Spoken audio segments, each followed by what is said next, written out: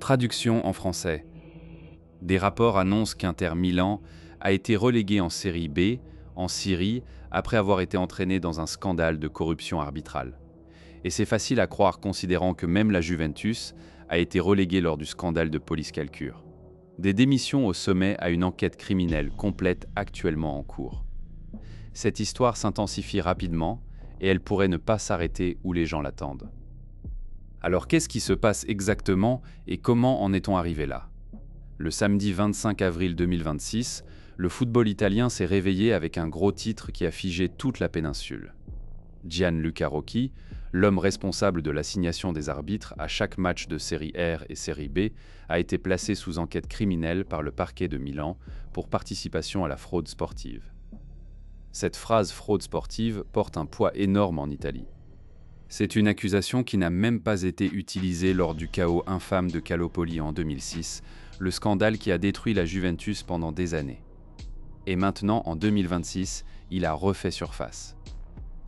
Rocchi a confirmé la nouvelle lui-même, déclarant à Answer « Ce matin, j'ai reçu un avis d'enquête. Je suis sûr d'avoir toujours agi correctement et j'ai pleine confiance en la justice. » Quelques heures plus tard, Rocchi a annoncé qu'il se retirait avec effet immédiat. Le superviseur VAR Andrea Gervison a pris une action similaire pour les mêmes raisons. Deux des figures les plus puissantes de l'arbitrage italien disparues du jour au lendemain, les accusations portent sur 3 incidents spécifiques de la saison 2024-25. Rocchi est accusé aux côtés d'autres suspects non nommés d'avoir orienté la sélection d'Andrea Colombo comme arbitre du match d'Inter Milan à Bologne en avril de l'année dernière, car il était apprécié par l'Inter. Inter a perdu ce match 1-0 sur un but tardif de Riccardo Orolini. L'allégation deuxième concerne la demi-finale de la Coupe Italie, deuxième match contre l'AC Milan. Le parquet allègue que Rocchi a manipulé les désignations d'arbitres, y compris en assignant Daniel Dovi, décrit comme non bienvenu dans la hiérarchie, au match retour de la demi-finale de la Coupe Italie. Le troisième incident est quelque chose d'entièrement plus étrange. Les enquêteurs soupçonnent que Gianluca Rocchi aurait quitté son poste et aurait frappé à plusieurs reprises à la porte vitrée de la salle VAR pour attirer l'attention des officiers, prétendument les incitant à recommander un examen sur le terrain. Cela s'est produit lors du match Udine contre Palmer en mars 2025. L'arbitre sur le terrain et l'officiel VAR dans la salle avaient déjà décidé que l'incident ne méritait pas un penalty. Dans une vidéo de la salle VAR, on peut voir l'officiel se détourner de ses moniteurs et dire que c'est un penalty après avoir parlé avec quelqu'un hors champ. Udine a finalement reçu un penalty qu'ils ont converti pour assurer une victoire 1-0. Cette vidéo, ce moment capté à la caméra, est la pièce de preuve la plus dommageable de toute cette enquête. Un officiel VAR changeant d'avis en temps réel, apparemment parce que quelqu'un d'extérieur a physiquement intervenu de la salle et les procureurs croient que cette personne était le chef des arbitres lui-même. Le mot « Inter » apparaît dans 2 des 3 accusations. Le nom du club est partout dans l'enquête et maintenant Internet est en effervescence avec une question. Est-ce Calopoli 2.0 ? Inter Milan pourrait-il réellement être relégué en série B ? Pour comprendre pourquoi cette question se pose même, vous devez comprendre ce qui s'est passé la dernière fois que le football italien a traversé quelque chose de similaire.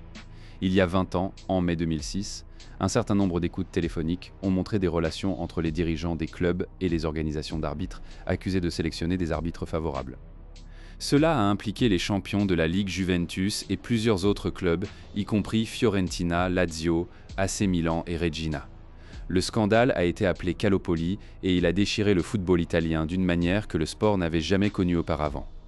Le scandale a commencé quand il a été révélé que Luciano Moggi, le directeur général de la Juventus, et d'autres officiels étaient engagés dans des pratiques corrompues pour influencer les décisions arbitrales en faveur de la Juventus.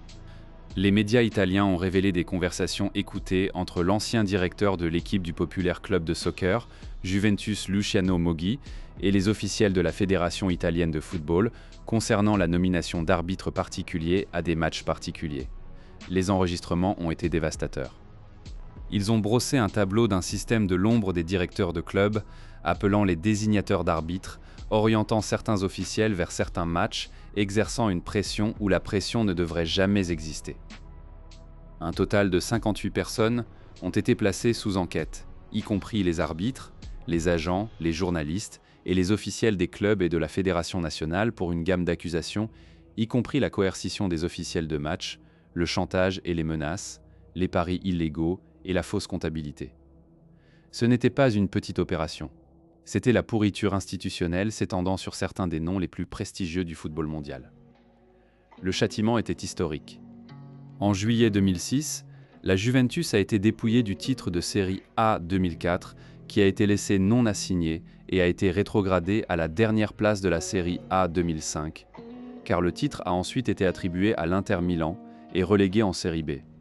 La Juventus a été reléguée en Série B pour la première fois et a également dû subir une pénalité supplémentaire de points. Initialement 30, puis réduit à 17 et finalement à 9. La Vieille Dame, le club le plus couronné de succès de l'histoire italienne, envoyé en deuxième division. Leur stade à moitié vide, leurs stars dispersées à travers l'Europe. Del Piero, Buffon, Nedved, Trezeguet. Certains sont restés, certains sont partis. Initialement, Fiorentina et Lazio ont également été relégués, bien que cela ait été annulé en appel. Des pénalités de diverses entités ont également été imposées à Fiorentina, Milan, Lazio, Reggina et Arezzo car Milan, propriété de l'ancien Premier ministre Silvio Berlusconi, a reçu des déductions de points mais a évité la relégation. Les 30 points de pénalité n'ont pas affecté la qualification de Milan pour la Ligue des Champions 2006-2007 qu'ils allaient remporter. C'est exact. Milan a été impliqué dans un scandale de corruption, puni avec des déductions de points et a ensuite remporté la Ligue des Champions la saison suivante, le football italien. Et à travers tout cela, un club a émergé sans une égratignure, l'Inter Milan. Le 26 juillet, la IVJC a déclaré l'Inter Milan champion du football italien pour la saison 2005-2006. On leur a remis un scudetto que la Juventus avait remporté sur le terrain. On leur a attribué le titre de Série A 2005-2006 et ils ont ensuite dominé le soccer italien. Leur apogée est venue en 2010 quand ils ont remporté le triplé historique sous José Mourinho. Mais le récit d'Inter comme simple spectateur dans Calopoli n'a jamais été universellement accepté. Lors du procès de Calopoli à Naples, l'équipe juridique de Moggi a publié un certain nombre d'écoutes montrant que l'Inter Milan, ainsi que Milan, avaient été impliqués dans le scandale de Série A pendant 2004 et 2005. De telles écoutes impliquaient le vice-président de Milan Adriano Galliani, l'employé de Milan Leonardo Miani, le propriétaire d'Inter Milan Massimo Moratti, le président d'Inter Milan à l'époque Giacinto Facchetti et les anciens désignateurs d'arbitres Paolo Bergamo et Pierluigi Peretto. Le rapport de Palazzi de 2011 a déclaré que l'Inter Milan aurait été le club à risque le plus car les délits inculpés ont été commis par son propre président, feu Giacinto Facchetti. Et pourtant, une enquête ultérieure surnommée Calopoli bis a impliqué de nombreux autres clubs, y compris l'Inter Milan. Ils n'ont pas été mis en procès en raison de la prescription. Dans son jugement final en 2015, la Cour suprême a dit que le système était plutôt généralisé et que les développements du comportement d'autres clubs de Serie A, en particulier celui de l'Inter Milan et Milan, ne pouvaient pas être pris en compte en raison de la prescription. En d'autres termes, au moment où les tribunaux ont examiné l'implication d'Inter, il était trop tard pour faire quelque chose à ce sujet. L'horloge s'était arrêtée. Les fans de la Juventus n'ont jamais oublié. Et maintenant, 20 ans plus tard, le nom Inter Milan est à nouveau au centre d'une enquête de corruption arbitrale. Les parallèles sont impossibles à ignorer. Alors qu'est-ce qui se passe exactement en 2026 et jusqu'où ça va? Tout a commencé par une lettre. En mai 2025, une lettre de plainte a été envoyée à l'Association italienne des arbitres par Domenico Rocker, ancien assistant arbitre, qui a souligné certains des problèmes du système arbitral italien. Rocker n'était pas un outsider mécontent criant dans le vide. C'était un ancien arbitre assistant, un homme qui avait été à l'intérieur du système. Selon Answer, Rocker a écrit à la Commission nationale des arbitres de l'AIA, demandant pourquoi le superviseur VAR Andrea Gervasone n'avait pas intervenu pour accorder un pénalty clair dans Inter versus Roma le 27 avril 2025. Une faute sur Biscardi dans la surface qui a été impunie. Ce match Inter contre Roma s'est avéré être décisif. Naples a remporté le Scudetto de la saison dernière d'un seul point sur Inter. Une décision de pénalty, 1,1, un championnat. La lettre de Rocker argumentait que l'appel manqué avait directement façonné la course au titre, mais sa plainte allait plus loin. La lettre de Rocker va au-delà de ce seul match. Il a décrit une série d'irrégularités prétendues à travers toute la saison impliquant les arbitres, les assistants et les officiels VAR, promettant de les signaler aux autorités légales fédérales et ordinaires. Ce qui s'est passé ensuite fait partie du scandale lui-même. Le système de justice sportive a archivé sa plainte, l'a classée, l'a enterrée. La Fédération italienne de soccer a enquêté sur une plainte contre Rocchi pour l'incident de la cabine VAR l'année dernière, mais a rejeté les procédures disciplinaires en juillet. La IVJC a examiné les allégations, les a repoussées et a continué. Mais Rocker n'a pas arrêté. Il est allé aux autorités civiles. Il est allé au parquet de Milan. L'enquête menée par le procureur de Milan Maurizio Asion porte sur des incidents qui ont eu lieu principalement au cours de la saison 2024-25. Le procureur de Milan, ayant ouvert l'enquête l'été dernier et obtenu une prolongation de 6 mois, continue à rassembler les preuves par les écoutes, les témoignages et les nouvelles plaintes. Le ministre italien des Sports a pesé publiquement. Le problème le plus grave qui émerge est la façon dont cette plainte a été traitée au sein du système de football. Jusqu'à présent, il n'y a eu aucune réponse publique, ni nous ne savons qui a reçu la plainte ou quel organisme était chargé de vérifier sa validité. Cette déclaration d'Andrea Abodi porte une implication pointue. Quelqu'un au sein du système de football a reçu la plainte de Rocker et a choisi de l'ignorer. Qui et pourquoi? Selon les rapports, Rocchi a dépassé son autorité auprès des officiels VAR pour recommander les examens sur le terrain en frappant à la fenêtre de la cabine VAR au centre VAR de l'Issonne et en assignant des arbitres qui étaient préférés par certains clubs, comme l'Inter au lieu d'autres. L'image du chef des arbitres de l'Italie, frappant physiquement le verre d'une salle VAR pour changer une décision, est stupéfiante. Elle évoque le souvenir de Moggi enfermant prétendument les arbitres dans les vestiaires il y a 20 ans. Les méthodes ont peut-être évolué. Les écoutes remplacées par des salles VAR, les appels téléphoniques remplacés par des cloisons vitrées, mais l'accusation est la même. Quelqu'un doté du pouvoir institutionnel a altéré l'intégrité du match. Le pénalty non accordé contre Roma impliquant le contact d'Endo avec l'audio VAR bloqué pendant des semaines est parmi les épisodes maintenant de retour sous les projecteurs. L'enquête examine également les épisodes antérieurs liés au VAR, y compris un incident controversé impliquant Alessandro Bastoni lors de la saison. Dans ce cas, l'officiel VAR Luigi Nasca a été rétrogradé par la suite après avoir omis de signaler une faute potentielle dans le jeu préalable à un but. L'enquête s'élargit. Chaque appel contesté impliquant Inter des saisons récentes est réexaminé sous cet angle nouveau. L'incident de Kulu et le coude sur Duda contre Verona, tous deux sujets de controverse à l'époque, figurent parmi les épisodes maintenant revisités. Et c'est ici que le scandale commence à ressembler moins à un seul mauvais acteur.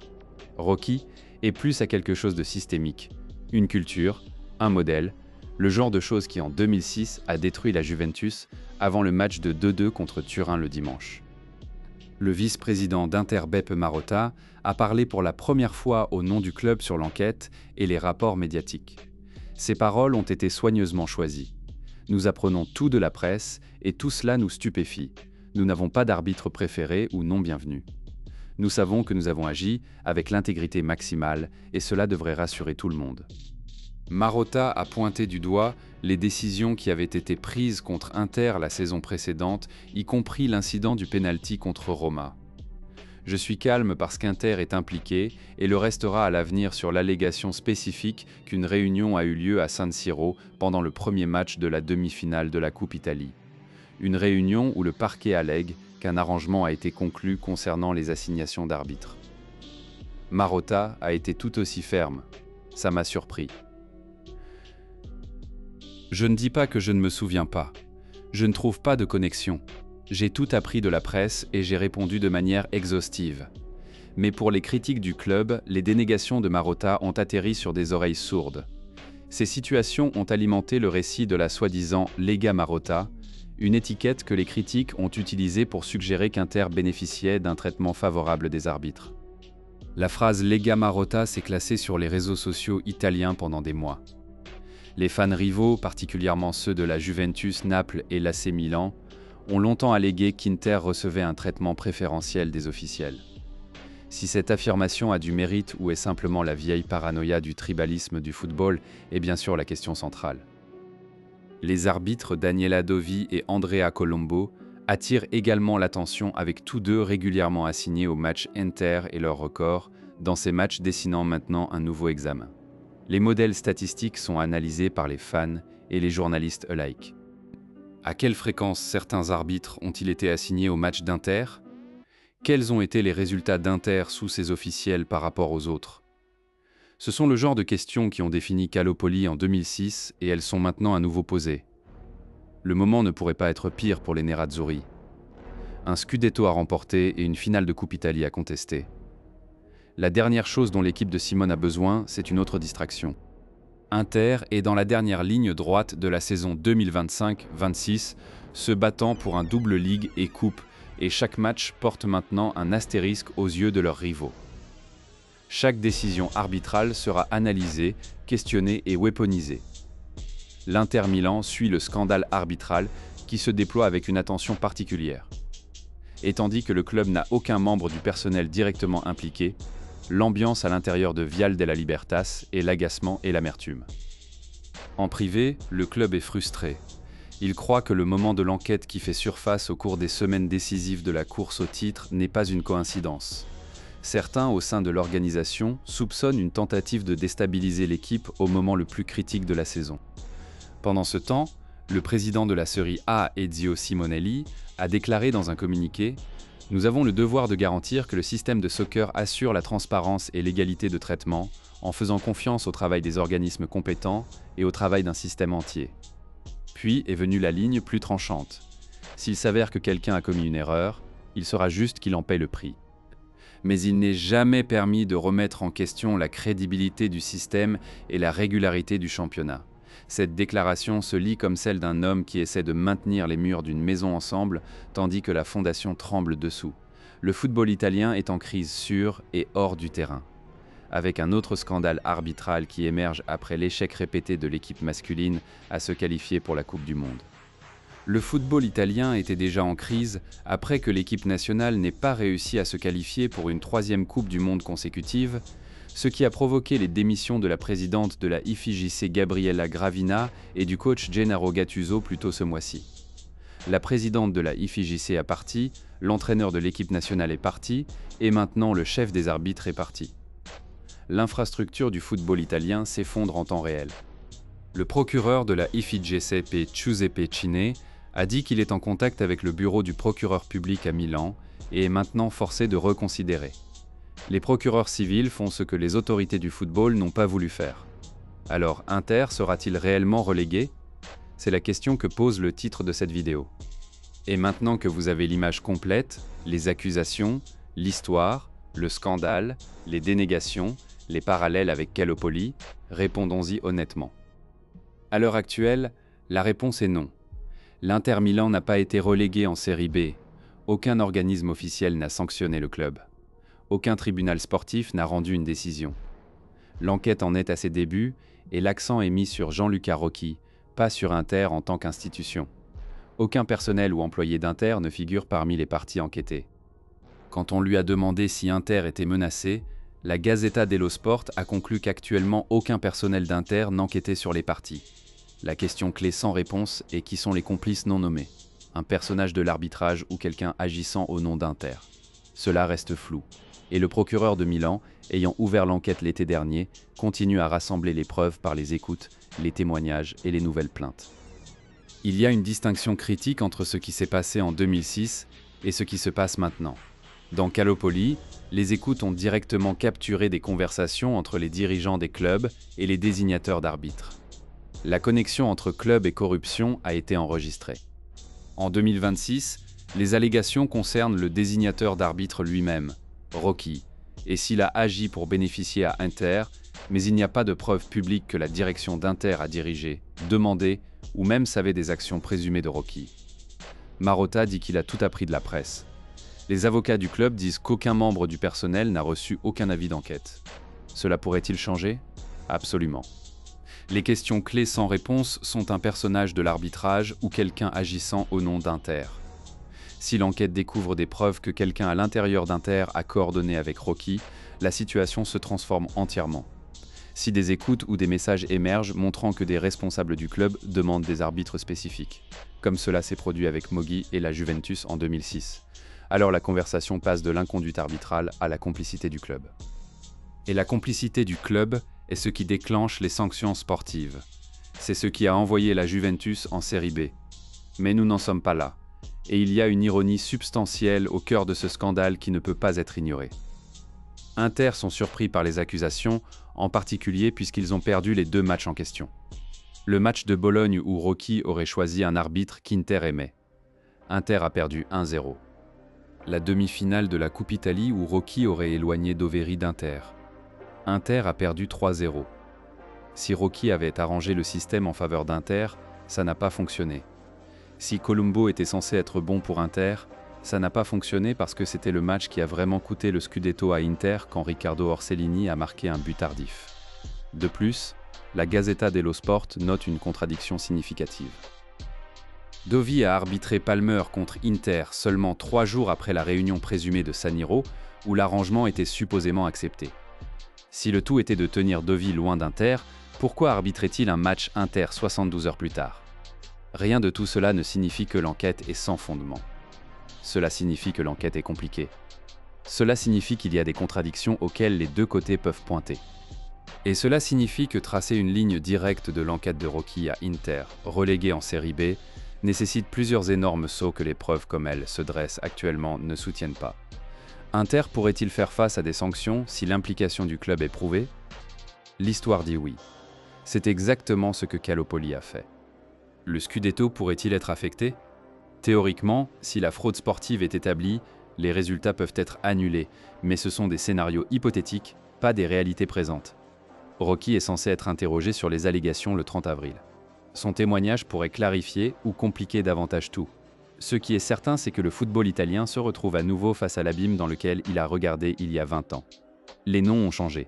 La technologie a changé. Mais la maladie fondamentale, l'enchevêtrement du pouvoir, des arbitres et des clubs, semble avoir survécu à chaque réforme, chaque punition, chaque promesse. Que cela ne se reproduirait jamais. Qu'Inter Milan finisse par être sanctionné reste à voir. Mais le fait que nous ayons même cette conversation à nouveau vous dit tout ce que vous avez besoin de savoir sur l'état du